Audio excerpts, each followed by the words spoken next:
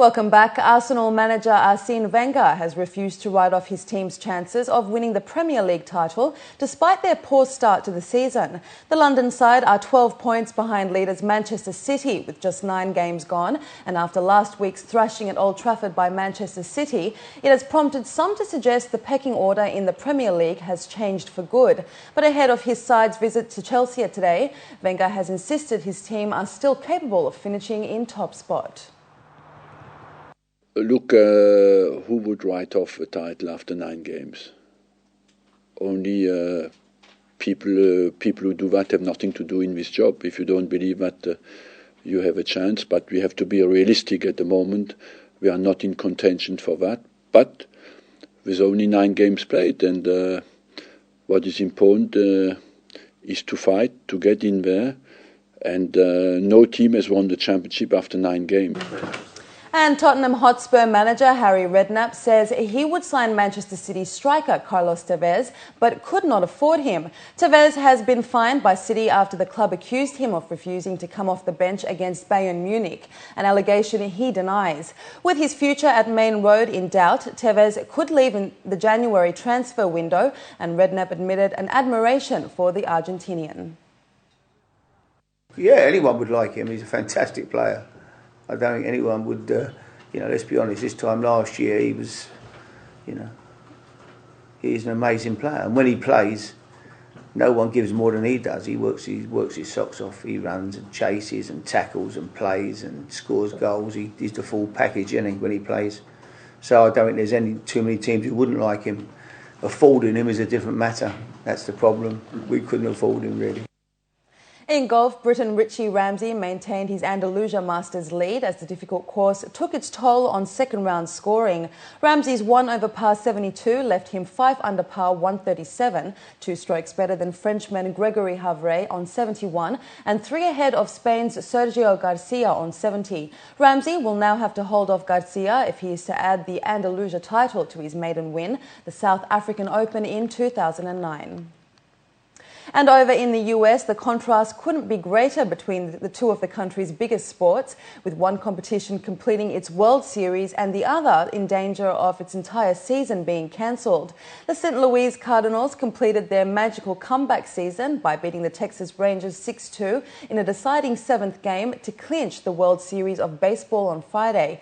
Meanwhile, the NBA season continues to be under threat as the long-running labour dispute between players and owners has caused the cancellation of 2 more weeks of games. The NBA Commissioner David Stern conceded on Friday that it was now too late to save the entire 82-game season.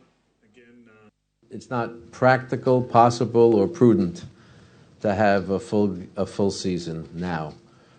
We held out that joint hope together, but in light of the breakdown of talks, there will not be a full NBA season under any circumstances. And back home this weekend saw another worldwide sporting event take place in Dubai, the 3rd Foot Volley World Cup. Previously held in Brazil and Portugal, Dubai hosted the competition for the first time, and with 27 nations competing, Tom Bushell headed down to JBR's The Walk to have a closer look. After successfully hosting major sporting events, Dubai is quickly gaining more and more confidence from international sporting officials.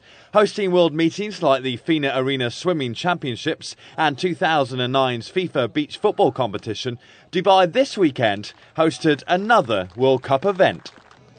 If I said to you names like Romario, Ronaldinho and Ronaldo, you'd maybe think I was talking about some of the world's best ever footballers. Wrong. I'd be talking about a sport which was invented on the beaches of Brazil back in 1965. Foot volley started out as a training exercise for footballers on Brazil's beaches. Nowadays, the sport is one of the world's fastest growing, with many of the world's most famous footballers taking part. There are 32 teams here participating from all over the world, and there are 4 teams from Brazil, because it started in Brazil. So it shows how popular is this sport and how fast it's spreading around the world.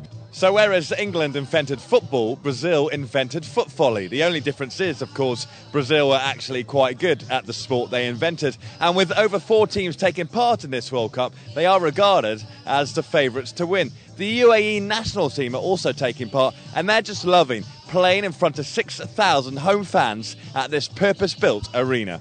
I saw the first game of UAE. Was not so bad because I saw they trained a lot. Special when you watch to starting countries, it's difficult to get the right level, but they played very well, I think. So for the future, it will be a good thing that Dubai also joins the club. The rules of foot volley are the same as volleyball, the only difference being you can't use your hands. Each team is allowed just 3 touches in succession, and Dubai is proving popular with the competitors. Yeah, it's fantastic. Arrived yesterday, great welcome, got to the hotel, lovely, and here today on the beach, I mean, look around, the sky's blue. It's great to see everyone here as well, very hospitable, and great to be on nice sand here in Dubai. It's fantastic. So the first Foot Volley World Cup here in Dubai has been a great success. 3 days of great action and the atmosphere has been superb.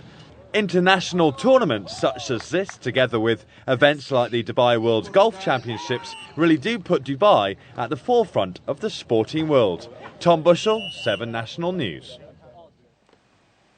And that's your sport. Now, in the spirit of Halloween, the iconic cape worn by Bela Lugosi in Dracula, one of the Hollywood's earliest horror films based on the world's most famous mythical vampire, will go under the hammer and could fetch between 1.5 and 2 million US dollars, according to auction house Profiles in History.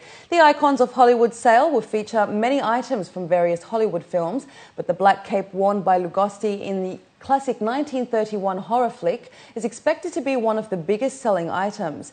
Other key items featured in the sale include a pair of ruby slippers from The Wizard of Oz, estimated between $2 million and $3 million, and the ring given to Marilyn Monroe by Joe DiMaggio on their wedding day on January 14, 1954.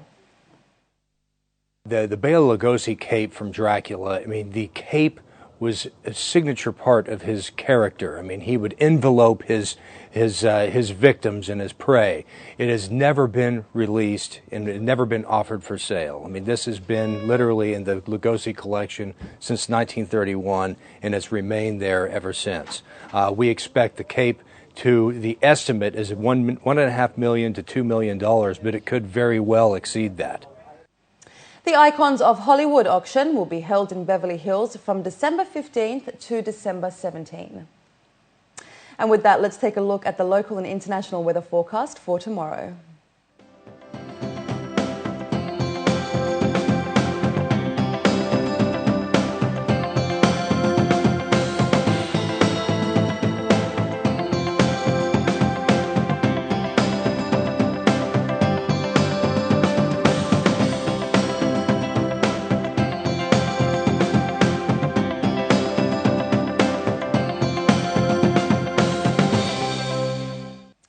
Before we head out, here are your top stories again.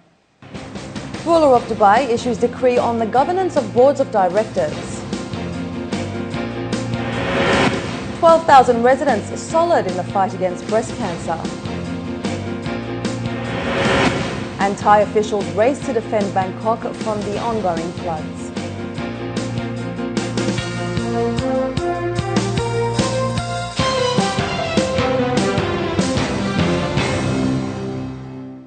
Well, that brings us to the end of the bulletin. As always, we love to hear your comments. You can contact us at news@city7tv.com or by calling us on 04 367 2230. But from the entire news team, it's goodbye for now.